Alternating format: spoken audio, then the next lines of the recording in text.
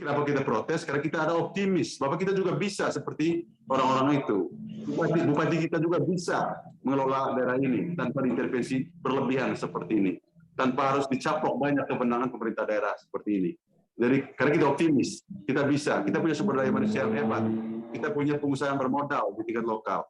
Tapi kita welcome investor siapapun ya, investor siapapun sepanjang untuk kemaslahatan masyarakat banyak. Dan terakhir, Bapak, salam hormat untuk Pak Jokowi, Pak Menteri, Bapak jangan lupa, kami masyarakat kecil tidak punya uang, tidak punya kuasa, tapi kami punya nyali untuk buat ini aman atau tidak nyaman.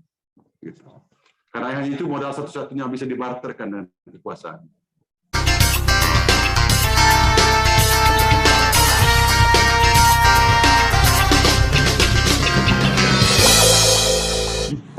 Baik Bapak Ibu sekalian, jadi beberapa hari yang lalu Pak Jokowi datang ke Labuan Bajo dalam rangka meresmikan beberapa pembangunan di sana. Ada bandara, ada sampai kunjungan ke Pulau Rinca, ada Pantai Marina, yaitu membawa cahaya bagi Labuan Bajo. Dan kehadiran Pak Jokowi juga ini menuai kontroversi di masyarakat, yaitu terkait dengan rencana kebijakan untuk menaikkan tarif masuk di Taman Nasional Komodo dan Pulau Padar ya. Ya. Di sini telah hadir Pak Stanislaus Stan,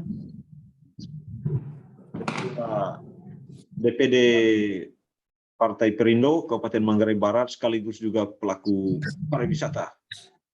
Ya, nanti sebentar akan bergabung juga Pak John Kadis sebagai tokoh masyarakat. Bagaimana ini tanggapannya Pak Stanis? Ya, baik. Terima kasih sekali lagi ya. Selamat sore untuk para audiens juga dan seluruh masyarakat. Yang pertama begini, bahwa ada pro kontra di masyarakat kemarin dan juga kita lihat beberapa hari lalu ini ada resistensi yang masif dari masyarakat terkait kebijakan ini. Saya hanya mau bilang begini, bahwa ada kekeliruan cara melihat dari kebijakan ini. Kekeliruan publik ini kan mereka melihat seolah-olah masalah kenaikan tarif ini adalah masalah piring nasinya, masalah perutnya para pelaku atau pengusaha pariwisata saja, gitu. Itu mereka lihat secara tunggal ya. Nah, kalau itu kemudian dipandang seperti itu, saya kira juga semuanya fine-fine saja.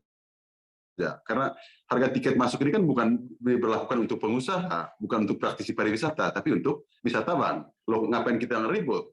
Tetapi kan begini, mari kita melihat apa sih dampak dari kebijakan kenaikan tarif masuk Komodo ini. Pertama begini, Pak Ari, Komodo itu hanya satu di dunia ini. Pulau Komodo maksud saya. Pulau Padar itu hanya satu di dunia ini. Pantai Pink Beach hanya satu di dunia ini, Pink Beach yang di Komodo maksud saya.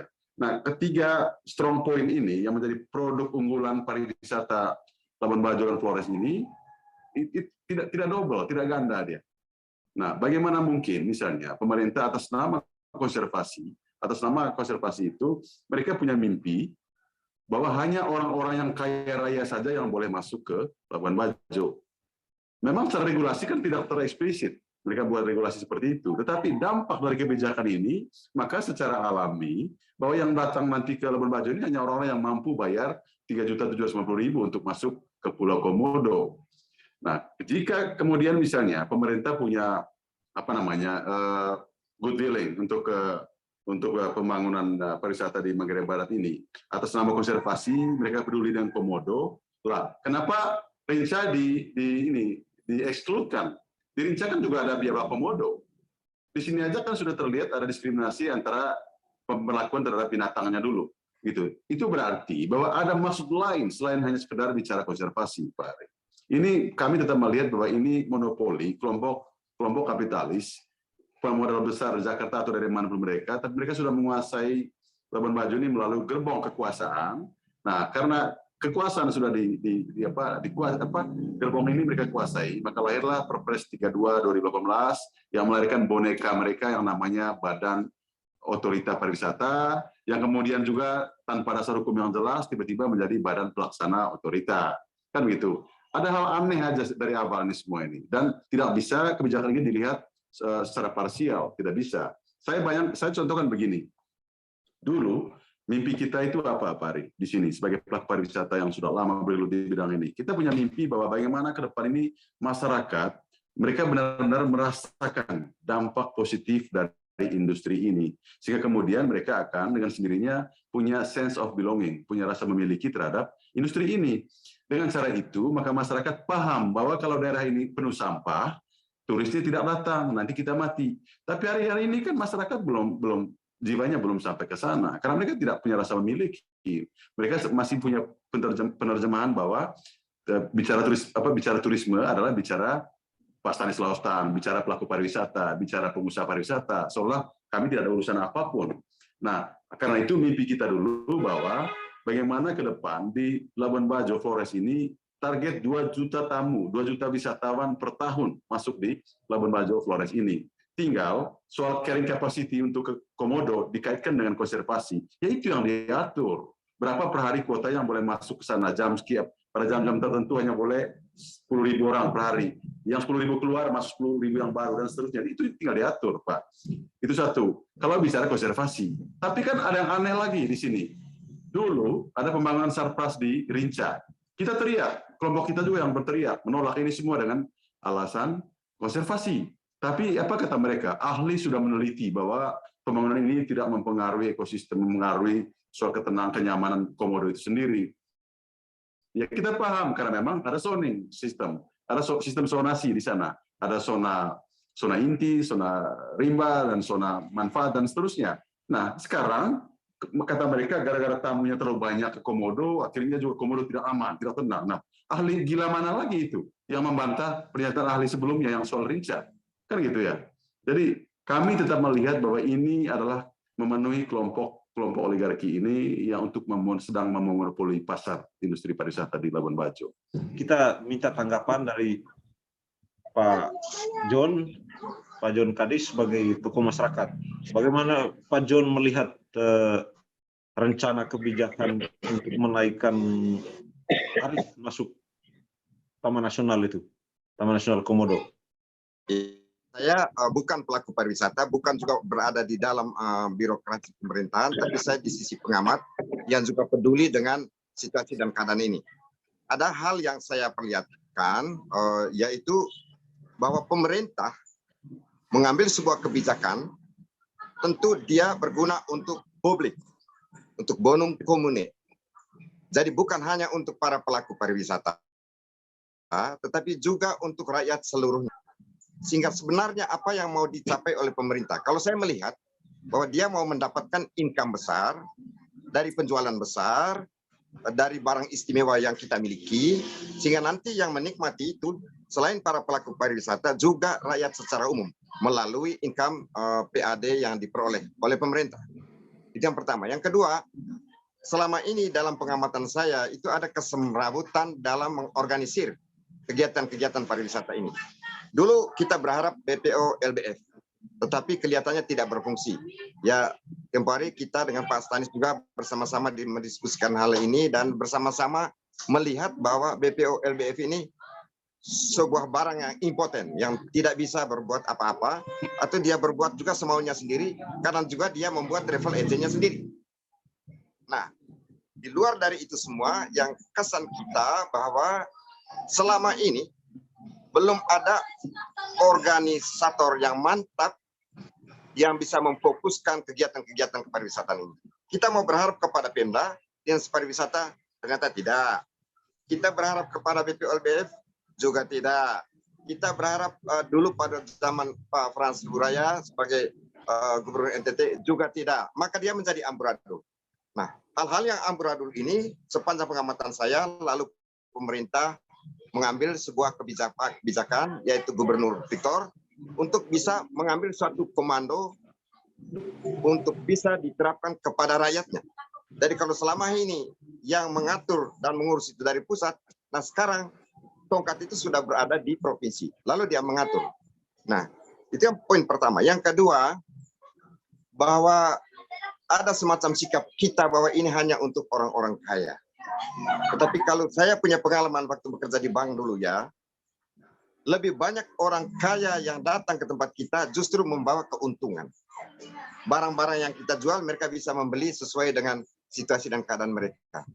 Katakanlah sekarang, sebagai alasan beberapa di media saya baca, komodo ini satu-satunya barang istimewa.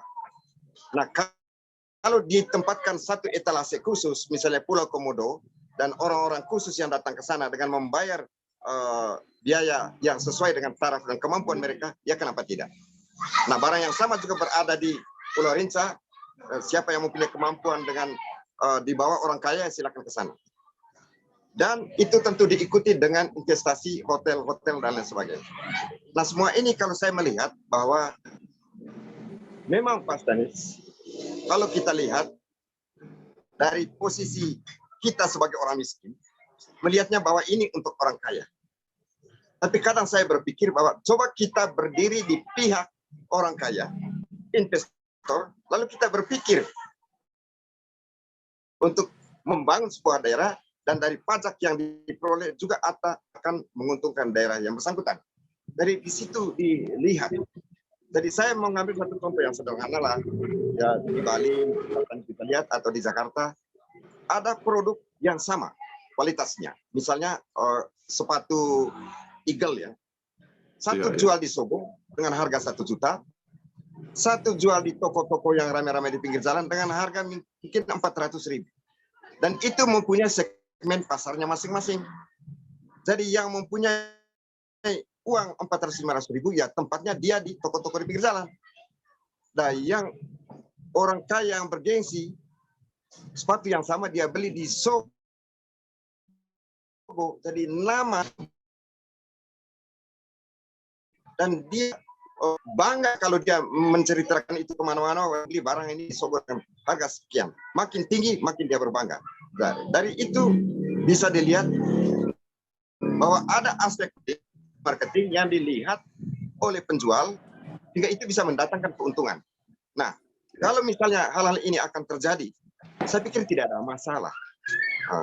Bahwa nanti ke depannya pendatang, pengunjung akan suram, saya tidak melihat itu, Pak Stanis, Pak Ari. Saya malah melihat bahwa justru orang-orang kaya diberikan tempat yang khusus bagi mereka, dan mereka merasa pantas untuk pergi ke tempat itu. Itu. Kemudian ada hal yang saya mendengar juga dalam diskusi di Labuan Bajo ini ya, bahwa dengan begitu orang Manggarai sendiri yang pajak minimumnya 1.900.000 tidak bisa ke sana. Lah, kita ini kan identik, ini kan barang kita. Nah, kita menjual kepada orang tanpa kita harus sendiri menjadi wisatawan di situ. Nah, anggaplah Komodo dan Rinca itu area kita. Jadi untuk apa lagi kita mau kemana-mana? Jadi sekarang produk ini, barang istimewa ini yang kita jual. Yang kita jual adalah keanehannya yang bisa mendatangkan income yang banyak. Nah, saya melihat di sini, Pak Stanis, itu ada namanya PT Flobamor ya. Dia tidak berdiri sendiri sebenarnya. Dia, setahu saya, dia badan usaha milik daerah yang mengikuti program gubernur, antara lain untuk mengorganisir secara tunggal untuk kegiatan pariwisata di sini. Dan setahu saya itu nanti ada semacam kota, dan itu justru akan membangkitkan pelaku ekonomi sektor pariwisata lokal. Karena dengan demikian pelaku-pelaku liar yang selama ini berada di mana-mana, mereka tidak bisa mengambil operasi seperti ini lagi. Karena ada satu komandan di sini yang kita sendiri sudah bisa ngatur. Begitu kira-kira Pak Stanis, ya lebih dan kurangnya mohon maaf. Terima kasih. Boleh bisa langsung ditanggapi Pak Ari? Sebelum Pak Ari datang, ya saya lanjutkan sedikit Pak Stanis ya. Oke. Jadi kalau yang kita perjuangkan dalam demo misalnya untuk kepentingan publik, makanya harus kita lihat publik yang mana. Jadi kalau program ini untuk kesejahteraan publik, maka tidak bisa hanya dilakukan oleh satu jenis atau satu kelompok sektor ekonomi saja. Paling tidak memperjuangkan juga bahwa apa yang diperjuangkan itu juga untuk kepentingan rakyat di kampung atau di mana-mana yang tidak terlibat langsung di dalam kegiatan ekonomi. Dan saya melihat peluang mereka untuk mendapatkan dampak dari itu semua ketika nanti ada PAD yang besar, maka akan ada perubahan-perubahan, bisa saja berdampak pada kenaikan upah minimum di daerah ini. Demikian untuk tambahan. Ya, silakan. Jadi begini, Ya kita bisa beda cara melihat ini. Kalau saya, Kak John, saya selalu melihat sesuatu itu tidak mengukur dari apa. Kalau mengukur kesejahteraan itu dari tingkat PAD, ini kecelakaan buat saya. Karena itu kan yang sering dikejar dari dulu, soal isu-isu PAD, dan seterusnya. Sementara di sisi lain, dampak langsung dari industri ini sama sekali belum dirasakan oleh mayoritas masyarakat, katakan masyarakat petani di kampung-kampung. Nah, itulah sebabnya dulu waktu kita sekitar 5-6 tahun lalu itu di Yayasan Komodo itu kita punya mimpi besar bahwa inginnya 200.000 tamu per tahun itu tidak cukup. Inginnya 2 juta minimal per tahun supaya rumah penduduk di luar Kota Labuan Bajo pun akan menjadi homestay. Gitu. Itu satu hal. Tapi kalau tamu kaya datang, mana mau dia tinggal di homestay. Jangan bicara kapal-kapal lokal lagi. Tidak mungkin dia mau naik kapal-kapal lokal yang tidak memenuhi kualifikasi standar safety yang VIP. Itu akan menjadi calon korban. Itu satu hal. Yang kedua, selama ini kita pelaku pariwisata. Nah, menurut saya itu kekeliruan besar. Itu kekeliruan besar. Ini mungkin secara kasat mata yang dilihat ini adalah calon korbannya hanyalah pelaku atau pengusaha pariwisata. Tapi yang kita lihat kan begini. Jadi ada 2 mimpi besar yang berseberangan ini. Di sisi lain kita mimpi mass tourism. Masif ya, mass tourism supaya merambat semua ke desa-desa ini turis. Namun dengan kebijakan ini, itu berarti pemerintah semua orang kaya yang bisa datang. Nah, saya kurang sependapat Pak John. Kalau analoginya seperti sepatu tadi, masalahnya tidak ada pantai kedua yang harganya lebih murah, tidak ada pantai merah kedua yang harganya lebih murah sehingga tamu punya pilihan. Nah, orang datang ke Labuan Bajo selain Komodo, ada namanya istilah return guest kan? Tamu datang tahun lalu hari ini datang lagi. Bukan datang untuk lihat Komodo lagi, mau nikmati keindahan Padar, keindahan Pantai Merah. Nah, ini kan produk cuma satu ini, tidak ada pilihan. Lalu datang orang lebih kaya memonopoli. Enggak, kami aja yang buka toko di sini dengan harga mahal dan seterusnya. Nah, kasihan dong yang impian-impian lain. Sementara Padar tidak ada Padar 2, Padar 3 dan seterusnya. Pantai Merah juga tidak ada pilihan. Hanya satu Pantai Merah di Labuan Bajo, hanya satu Padar di Labuan Bajo. Nah, ini kan terlihat dengan jelas bahwa ada monopoli yang dilakukan oleh kelompok-kelompok kapitalis ini. Hanya celakanya mereka sudah mampu gembos gerbang kekuasaan. Ini persoalan. Kelompok ini saya tertarik dengan kelompok ini, Pak. Yang tidak sesederhana yang kita pikirkan. Nah, kalau ukurannya PAD, kita John, ukurannya PAD, emang apa sih? Kalau PAD kita kan itu kan hanya justru bikin numpuk berkarung-karung duit di pemerintahan yang sebentar lagi mungkin berapa persennya dikorupsi dan berapa persennya untuk rakyat. Ini juga celaka, Pak. Yang kita mimpikan ini, bagaimana dampak langsung ke masyarakat dari industri ini. Sehingga dengan demikian, secara alami nanti itu muncul sense of belonging dari masyarakat terhadap industri ini. Nah, masalah kita selama ini kan itu. Jadi, seolah pariwisata milik Pak Stanislaus Tan, milik Pak John Kadis yang bisa bahasa Inggris. Padahal tidak begitu mimpi besar kita ini. Contoh Bali lah, kita lebih tahu ya di Bali. Bali itu bagaimana? Orang tukang pijat aja, dia udah tidak tidur malam kalau dia pikir, aduh tidak ada turis besok. Kan gitu. Lalu petani tomat saja dia sudah mulai ngeluh kalau dia tahu, aduh wisatawan berkurang. Dia menangis kalau lihat sampah di jalan. Dia menangis kalau di sana ada kasus, di sana ada kriminal. Nah, itu berarti di jiwanya sudah mencintai industri ini. Nah, kalau seperti ini caranya, saya kira juga saya tidak sedang memprovokasi ya, bahwa saya hanya mau katakan begini, Kakak John. Kalau semua dimonopoli seperti ini ditekan melalui gerbong kekuasaan, maka satu-satunya yang orang kecil, orang miskin seperti kita miliki adalah apa? Bisa memberi jaminan kepada publik bahwa Labuan Bajo tidak akan nyaman untuk dikunjungi ketika daerah ini sudah menjadi banyak korban, jatuh miskin dan lain sebagainya.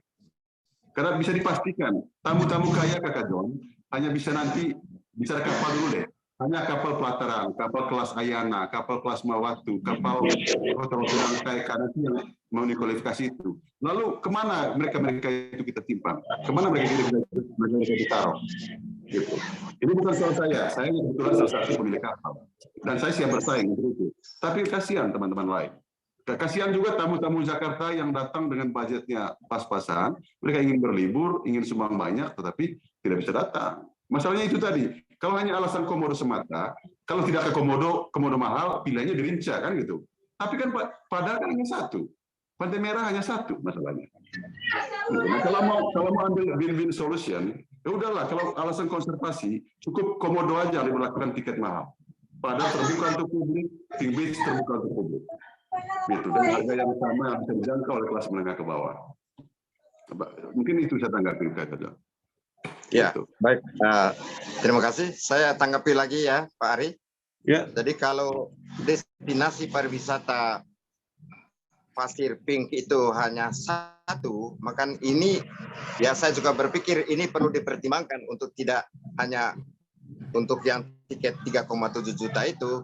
Jadi mungkin ini yang perlu pemerintah pertimbangkan karena itu satu-satunya. Tetapi Sama kalau Padar. soal ya di Padar, jadi kalau soal biawak komodo itu saya melihat dari sisi ini Pak Stanis. Jadi dari sisi pemerintah, dari sisi negara. Jadi pertama saya berpikir dulu bahwa ada good governance. Jadi pemerintah ini baik. Kedua, tidak mungkin dia menjebloskan rakyatnya itu untuk melarat. Jadi itu harus ada pikiran kita. Ketiga, dia tidak semata-mata membiarkan orang kaya yang mengelola harta-harta kekayaan kita yang paling istimewa. Nah, kalau kita punya start mulai dari konsep situ, maka kita akan melihat dampak yang negatif terhadap yang tidak mampu kelasnya di bawah itu. Nah, saya tidak berpikir ke arah sana. Jadi yang dari sisi pemerintah kita bisa melihat good bahwa dia sekarang mengambil satu tongkat komando untuk bisa mengatur rakyatnya. Dan saya mengharapkan bahwa Gubernur NTT sangat memperhatikan pengusaha lokal sesuai dengan kemampuannya, kapasitasnya, porsinya, dan itu diberikan. Nah, selama ini yang terjadi kan yang saya dengar bahwa hal-hal yang ramai begitu juga diambil alih oleh para agen pariwisata yang di luar ini. Dan justru malah mengalami hal-hal yang justru krusial. Tamunya tidak menemukan apa-apa, malah mereka menangis di sini dan tidak tahu harus kemana. Nah, supaya hal itu tidak terjadi, sekarang terkonsentrasi dalam satu komando, lalu diaturlah untuk bisa fotonya harus kemana-kemana. Kemudian saya pikir kita jangan terlalu takut juga bahwa orang-orang kaya atau investor besar, ya mungkin pikiran dari sisi kita saja. Kalau saya berpikir bahwa bagaimana kalau saya menjadi investor, bagaimana saya kalau menjadi pengusaha besar, pemilik kapal besar, lalu saya berpikir, dan tentu ada sisi lain bahwa saya tidak hanya berpikir untuk diri saya sendiri. Dengan keterlibatan saya, kemampuan saya bisa membangun dan mengembangkan pariwisata ini yang juga berdampak pada penyerapan tenaga kerja dan lain sebagainya. Jadi itu tanggapan saya Pak Stanis. Ya memang saya hargai Pak Stanis punya pandangan bagus sebagai pelaku pariwisata dan pengalaman selama ini saya juga membandingkan di Bali. Tetapi dari sisi lain kita melihat kalau saya menjadi gubernur, kalau saya menjadi bupati, nah apa yang saya harus pikirkan? Tentu saya berpikir untuk semua dan harus mengambil kebijakan-kebijakan yang bisa untuk for all, untuk semua rakyat yang bisa menikmati di dalam porsinya masing-masing. Ya itu menurut saya Pak Stanis. Ya. Ya tadi menyambung dari Pak Stanis tadi itu katanya ada yang bonceng, ada penumpangnya apa namanya tadi kapitalis, gerbong-gerbong kapitalis yang masuk itu Pak John. Ya, berarti pemerintah ini sudah dipengaruhi oleh para investor tadi. Saya boleh beri tanggapan dikit ya, Pak. Apa namanya begini? Semakin kesini kan semakin menarik ya. Maksud saya begini, kalau pemerintah pusat jujur terhadap dirinya sendiri, jujur terhadap Manggarai Barat ini, saya ambil contoh Pak. KK itu saya setuju, KK ya, saya setuju. Bahwa di sana nanti akan dibangun hotel-hotel orang kaya, saya setuju. Silakan mau bangun 100 kok berapa di sini silakan, karena semua nanti pasarnya punya segmen masing-masing. Tetapi kalau pemerintah benar-benar jujur mau bantu mempercepat akselerasi pembangunan pariwisata di Manggarai Barat, Kakak John, kalau kejar PAD, contoh misalnya jalan menuju KEK, kenapa misalnya tidak lewat pantai saja kemarin? Jalan ke KEK itu kan kenapa tidak masuk digusur sepanjang pesisir pantai? Banyak lahan tidur dari Labuan Bajo sampai Gunung Muri yang sudah milik investor, tapi kesulitan membangun karena belum ada akses jalan. Di titik itu juga kita melihat bahwa ini juga bagian daripada cara bahwa mereka juga tidak ingin ada kompetitor selain mereka yang nanti akan MOU untuk bekerja sama dengan KEK melalui boneka namanya BPO. Ini kan soal. Jadi kalau alasannya PAD, saya tidak percaya masuk pemerintah itu ke sana arahnya. Kalau murni, kalau kita berpikir begini, mengejar PAD yang besar. Presentasinya, presentasi ke PAD. Jalan dipaksakan kecil Pak, dari bayar 300-an ribu itu 50.000 punya reda ya retribusi daerah. Hanya 50 jalan ke Pulau itu lewat pesisir pantai. Selain tidak ada korban masyarakat korban tanahnya digusur tanpa ganti untung, dan juga wisatawan bisa bersenang-senang dan bersepeda. Nanti di permukaan kelihatan PAD-nya meningkat. Tapi sisi lain kan itu hanya porsi belasan persen. Sekian persen itu lari ke kantong-kantong. Ya, oke. Nah, oke, Pak Sanis, kalau dari sisi PAD ya, kalau kita melihat di Manggarai Barat memang pada tahun-tahun silam ini buruk. Tetapi kita juga harus mengakui bahwa di tempat lain PAD itu sangat berperan. Di Surabaya, di Denpasar, di Jakarta itu sangat besar. Jadi tidak bisa kita memakai alasan bahwa yang lalu demikian bahwa akan begitu terus, tidak. Ini kan dalam proses pembenahan yang kemudian juga hal seperti itu diperbaiki. Buruk sama sekali tidak. Ini sekarang ada usaha untuk peningkatan. Kemudian misalnya untuk mengurus jalan lebar ke Golomori, ya saya pikir itu hal yang sangat teknis dan taktis dalam mengambil suatu keputusan pemerintah. Tapi kita harus akui juga bahwa dengan lewat di tengah juga berdampak untuk membangun daerah sekitarnya. Bahwa ada peluang untuk pembangunan hotel besaran-besaran di pantai, itu bukan hal yang buruk, Pak Stanis, kan? Itu juga bisa membangun yang kemudian juga akan bermanfaat bagi rakyat banyak. Bahwa misalnya kalau kita merasa ada kelompok-kelompok tertentu saja, ya itu gunalah. Dalam periode 5 tahun kita selalu ada suksesi dan tentu masing-masing mereka ada gerbongnya sendiri-sendiri. Tetapi saya melihat begini, Pak Stanis, bukan saya membela pemerintah, tetapi saya hanya melihat bagaimana sih mereka mengurus rakyat ini. Jadi saya kira harus kita akui bahwa dana APBD atau APBN tidak cukup untuk membangun secara keseluruhan secara sempat. Nah, itulah sebabnya harus mendatangkan investor untuk bisa turut membangun. Bukan tanpa profit. Yang jelas mereka mendapatkan profit. Apakah untuk mereka sendiri? Ya kalau kita melihat dari sisi kitanya, kita yang merasa kita terpinggirkan, kita selalu melihat sesuatu, wah mereka hebat, wah kami tidak kebagian. Tetapi saya pikir itu suara biasa-biasa saja. Tapi di sisi lain kita pahami bahwa tidak seburuk itu juga lah. Toh para investor kaya-kaya itu juga ada mungkin sama seperti kita. Ada dampaknya kepada masyarakat, dampak baiknya kepada mereka masyarakat. Dulu miskin dan mereka sekarang sudah kaya. Kita punya dampak. Pak John, ada dampaknya. Ya, ada, Pak. Cuma Mari, saya boleh tambah. Iya. Ada dampaknya, cuma nanti masyarakatnya hanya sebagai karyawan atau apa. Matilah kreativitasnya karena dia tidak mampu bersaing. Oh tidak, kalau menurut saya ini Pak Ari, kita harus pelajari dulu apa maunya program dari pemerintah ini. Yang saya tahu adalah justru melibatkan seluruh masyarakat untuk konservasi, untuk sustainable, dan melibatkan mereka semua untuk ikut di dalamnya. Yang saya dengar begini, nanti yang bekerja di dalam lahan-lahan di sekitar objek pariwisata itu tidak membutuhkan orang harus berjasa, tidak selalu. Yang ditanyakan kepada mereka adalah kamu bisa berbuat apa? Kamu bisa bersihkan rumput, kamu bisa buat apa? Saya mau pancing saja sih sebenarnya begini. Kalau bicara soal PAD, kalau bicara PAD kan bahwa pasti niatnya murni. Ya kan, ya target PAD kita. Ada yang terganggu pikiran logika rasional kita bahwa kalau kejar PAD, kenapa waktu bersama negara ini menghambur-hamburkan duit? Kalau BPO itu sudah menjadi badan bayaran umum, kenapa? Jadi semua perizinan melalui BPO, lalu semua pengelolaan soal pariwisata melalui BPO. Kenapa harus tidak usah ada lagi lah dinas pariwisata itu? Kenapa dua kali biaya negara ini?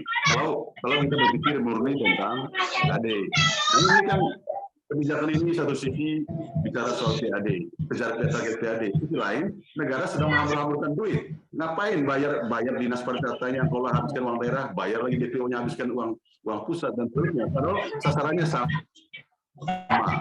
Tidak usahlah hapus saja dinas pariwisata di Labuan Bajo. Toh pengelolaannya kan sudah ada di DPO soal perizinan. Itu satu hal. Yang kedua, kalau titik startnya kebijakan ini berpikir tentang konservasi soal komodo yang binatang berwibawa itu, lah kenapa Indonesia dibiarkan masuk secara masif? Di fair dong. Jadi di mana aja ada komodo itu harus mahal bayarnya. Karena kita di atas nama komodo itu tidak keluar.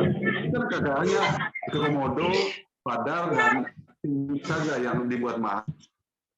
Lalu emang seolah-olah komodo di Indonesia ini harga murah apa? Emang tidak perlu dijaga dia punya ekosistemnya? Kan tidak. Tapi yang terjadi saat ini bahwa Indonesia boleh masif karena di sana ada surplus, ada fasilitas yang sudah disediakan oleh kelompok-kelompok kapitalis ini. Ini kan soal, Pak. Itu kan tidak saya lihat. Oke. Ya, bisa lihat dari sisi itu sih. Cuma ya kita selalu harus berpikir ya, karena ini kan negara ini kan boleh dibilang tanda kutip sebenarnya perusahaan untuk mencari untung. Itu dulu. Jadi kalau sekarang ada komoditas kita yang satu-satunya di dunia, lalu kita jual dengan harga mahal, ya bagaimanapun juga orang akan mencari, karena ini barang satu-satu yang tidak modalnya keluar, tetapi manusia-manusia aneh di luar negeri itu yang kaya raya itu mereka punya hobi untuk melihat barang aneh, dan ini barang anehnya ada di sini. Nah, kedua, kenapa barang yang sama di dua pulau ini berbeda harganya? Yaitu tadi saya dari awal tadi katakan Pak Stanis bahwa ini dari sisi marketing itu penjual itu melihat segmen pasar, di mana perilaku pasar atau perilaku konsumen tertentu mereka memilih tempat yang tertentu. Demikian pula yang lainnya. Jadi ini penjual begitu pandai-pandai harus menyiapkan bagaimanapun supaya bisa mendapat income masuk dari barang yang dia punya. Jadi kalau persoalan kenapa beda di komodo, beda di Rinca, saya pikir tidak menjadi hal yang sangat prinsipil. Ini hanya strategi penjualan saja untuk kita bisa mendapat keuntungan dari barang jualan kita yang satu-satunya ada di sini.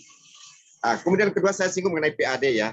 Ya memang kalau kita idealisnya dari sisi kontra ya tidak ada gunanya dinas pariwisata dia bisa mengumpulkan. Tetapi mungkin karena kita belum ada di dalam sana. Saya pikir defisit atau kekurangan yang ada di kabupaten ini ataupun di kabupaten-kabupaten lain yang orang tidak begitu optimis untuk mendapatkan dari PAD, tapi kita bisa melihat bahwa daerah lain juga justru maju. Ya, contohnya di Jakarta, di zamannya Ahok, yang mungkin sekarang juga zamannya Anies, itu penghasilan dari itu sangat besar, sangat besar. Nah, kalau Pak Stanis juga melihat data-data, saya lupa ya, saya pernah buka di Google, seperti di Kodia Denpasar atau Kabupaten Badung, itu besar sekali. Itu sangat pengaruh. Itu dari masukan dari pariwisata atau dari investasi yang ada dalam daerah itu. Jadi tidak bisa kita pesimis bahwa PAD ini tidak ada gunanya. Nah, kalau umpamanya kita mengakui ada kekurangan ya, memang pada masa pandemi di mana tamu-tamu kita yang andalan di Manggarai Barat ini ada pariwisata, ya justru income dari pariwisata itu boleh dibilang sangat turun, bahkan membuat kita terkejut mau diapakan. Nah, mungkin karena itu juga berkembang menjadi kita harus pinjam dana dari luar atau mungkin ada kelontoran dana dari Jakarta ke sini. Tetapi kalau PAD itu sendiri, menurut saya Pak Stanis, kita akui beberapa daerah memang menjadi momok atau menjadi sesuatu yang tidak transparan. Nah, itu kan masa lalu. Nah, saya pikir kalau Manggarai Barat kelihatannya kita menata dari sisi ini. Kita belum terlalu deadlock lah Pak Stanis. Kita belum terlalu deadlock. Kita masih ada jalan keluar untuk itu. Tetapi satu hal yang poin yang paling penting bahwa perubahan di Manggarai Barat ini merupakan sesuatu yang dadakan. Semua masuk ke dalam status super. Oleh karena itu tentu akan terjadi kesenjangan ya, yang kecil pengusaha kecil tergelincir, bahkan yang tidak berkutik sama sekali dia menyingkir. Peluang dari investor besar atau orang kaya bisa masuk. Nah, saya pikir Itu wajar-wajar saja. Saya pikir kita harus menerima bahwa ini masa transisi yang nanti pada suatu saat itu akan terjadi suatu perubahan. Kita optimis lah untuk itu. Oke, tinggal 5 menit Ya bagaimana lagi juga waktu kalau ini. kita mulai dari sekarang. Ya Oke. kalau kita mulai Mungkin sekarang bisa kita dipersingkat, mengkat Pak itu Jon. mengkat ini, ya kita tidak bisa sampai pada perubahan yang kita inginkan. Ini kan baru dalam masa transisi, Pak Stanis. Ya, terima kasih. Alasannya konservasi, lalu komodo yang dirinca dibiarkan dieksploitasi begitu. Makanya pemerintah harus jujur. Pendasarkan kebijakan ini harus jujur alasannya. Kalau strategi marketing, strategi pasar supaya mendatangkan orang-orang kaya, supaya komodo ini dijual mahal di mata dunia, saya setuju. Saya setuju bahwa barang mahal harus barang bernilai tinggi harus dijual dengan harga mahal. Saya setuju. Tapi ini kan alasannya konservasi. Ini kan pemerintah tidak jujur di sini. Nah, kalau konservasi, kenapa komodo dirinca dibiarkan massive tourism, mass tourism? Kan begitu. Bahwa kalau alasannya strategi pasar, strategi marketing, ya mungkin lain cerita Kakak John. Tapi ini kan alasannya konservasi. Alasannya konservasi tentang komodo, hanya satu produk yang sama mereknya, namanya Biawak Komodo. Nah, di Rinca ada komodo, Kakak. Kalau alasan konservasi, makanya saya bilang keywordnya di sini pemerintah harus jujur alasan mereka melakukan kebijakan ini. Harus jujur alasannya. Gitu. Begini Pak Stanis ya, saya bukan orang pemerintah, itu jelas dulu, bukan pro pemerintah, tapi mencoba memahami dari sisi marketing, dari sisi menjual barang. Jadi tidak bisa logikanya, misalnya kalau di alasan konservasi di Komodo, lantas di Pulau Rinca tidak konservasi. Oh, bukan begitu logikanya. Jadi kalau saya misalnya menjual barang dengan penghasilan besar saya dari Komodo, saya bisa mesisihkan dana itu untuk konservasi, baik di Komodo maupun di Rinca. Kok buayanya kan sama, buayanya sama. Jadi kalau umpamanya satu dua hal terjadi di Komodo, misalnya kurang yang warna begini, misalnya saya bisa ambil di Rinca, kan barangnya sama. Jadi sebenarnya konservasinya tetap saja berjalan, hanya kalau perhitungan dari sisi duit ya. Misalnya saya menjual yang berada di etalase ini dengan menghasilkan cukup banyak, ya lalu dana itu saya pakai untuk juga di Pulau Rinca. Selain juga ada income tersendiri dari yang di bawah dari 150.000 dan 75.000 itu. Jadi tidak bisa logikanya begitu, Pak Stanis, kalau menurut dalam pemikiran saya. Jadi semua alasannya konservasi. Jadi alasan utama dinaikkan tiket 3,7 untuk konservasi. Kenapa begitu? Karena kita tidak selalu nanti ke depannya untuk berharap dana dari APBN. Drop dari Jakarta, drop dari mana-mana. Tapi kita mengharapkan dari hasil penjualan barang ini, dari penghasilan kita sendiri, bisa mengembangbiakan, bisa memelihara, mengkonservate ini buaya darat yang kita punya. Itu pertimbangannya Pak Stanis. Jadi kalau soal itu tidak, menurut saya tidak masuk akal ya. Oke, baik. Kita di NTT perlu menyambut gembira dan berterima kasih karena pengaturan ini sekarang sudah berada di NTT dengan kekuasaan gubernur bisa ditata melalui BUMD yang disebut dengan PT Velopamor. Kedua, kita hindari dululah hal-hal negatif, pesimis bahwa kita ini sedang bersaing bahkan tidak bisa melawan investor besar, kaya. Saya pikir kita saatnya sekarang untuk berpikir secara bisnis yang tidak jauh beda, bahkan sama dengan mereka yang memiliki modal besar.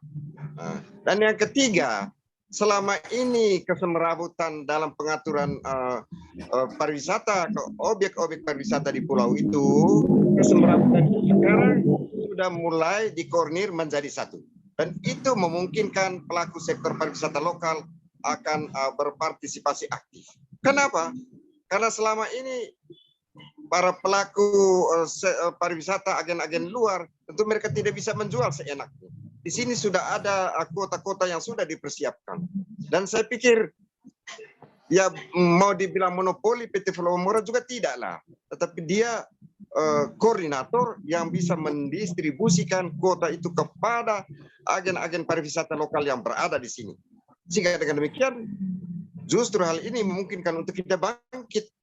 Nah, yang terakhir saya bilang tadi, ya ini disangka tadi oleh Pak Stanis, kita harus optimis bahwa dengan ini income PAD kita akan meningkat. Nah, ini kan target bisnis, ya target marketing untuk bisa meraup usaha. Nah, sebagaimana sebuah PT sebagai badan usaha, tentu dia tidak berpikir untuk rugi. Dia pasti untuk meraup suatu keuntungan. Dan yang terakhir ini, kita masih mempunyai waktu untuk evaluasi. Kalau seandainya ini nanti dalam perjalanannya, toh seperti dalam dugaan dari Pak Stanis bahwa ini monopoli untuk kepentingan diri sendiri, ya saat itulah kita baru kita evaluasi kembali. Tetapi pada waktu start, mari kita berpikir yang sama untuk bisa mencapai sasaran yang sama. Saya kira itu saja closing statement dari saya. Terima kasih. Baik, yang terakhir dari Pak Stanis. Baik, ya mungkin terakhir saya pertama sekali saya stay on my position ya, bahwa saya menolak ini bukan bicara soal kuantitatif, bukan soal harga. Pertama memang saya menolak, pertama pemerintah pusat tidak jujur kalau kemudian alasan titik start mereka melahirkan kebijakan ini kalau strategi marketing untuk mendapatkan keuntungan sebesar-besarnya. Tapi tidak jujurnya kenapa atas nama konservasi yang sangat sulit dijangkau, itu satu hal. Yang kedua, saya mengimbau seluruh masyarakat Manggarai Barat dan Flores seluruhnya ini bahwa harus lebih melek dari sekedar melek selama ini, melihat ini semua. Kalau saya tetap melihat ini apa namanya the new style of colonialism ya, soal ekonomi. Sudah ada penjajahan gaya baru terhadap ekonomi kita di Flores ini. Saya tetap berani mengatakan itu. Karena saya tetap melihat ini sebagai sebuah praktek monopoli oleh kelompok-kelompok pemodal tertentu. Dan saya tetap sangat welcome, orang pertama dan terdepan yang welcome dengan investor. Mau sekaya apapun investor, silakan datang ke sini. Tapi jangan diatur hanya investor A, B, C saja yang boleh masuk. Karena kan gini, fasilitasnya dibuat dulu, orangnya didatangkan dulu, baru dibuat regulasinya supaya untuk memilih mereka ini. Ini tidak begitu, tidak begitu. Itu satu. Pesan saya terakhir bahwa stop melihat ini sebagai sebuah persoalan yang berhadapan langsung dengan pelaku pariwisata saja. Ini masalah sosial besar yang akan merambah semua dampaknya nanti kepada semua sektor. Ini harus lebih melihat dari ini. Dan termasuk ini pesan untuk Kakak John juga, bahwa semua yang Ite sampaikan tidak ada masalah, itu cara Ite melihat ini semua. Tapi saya kembali mengajak sebagai sesama putra daerah, bahwa mari lebih melihat ini lebih dari sekedar melek selama ini. Ada hal lain yang menjadi pertimbangan dalam di sini. Karena itu saya berpikir bahwa yang pertama sebagai putra daerah, pengusaha lokal juga, bahwa saya setuju bahwa tidak bisa pesimis. Ya, tentu ini kenapa kita protes, karena kita ada optimis bahwa kita juga bisa seperti orang-orang itu. Bupati kita juga bisa mengelola daerah ini tanpa intervensi berlebihan seperti ini, tanpa harus dicaplok banyak kewenangan pemerintah daerah seperti ini. Jadi karena kita optimis, kita bisa, kita punya sumber daya manusia yang hebat, kita punya pengusaha yang bermodal di tingkat lokal.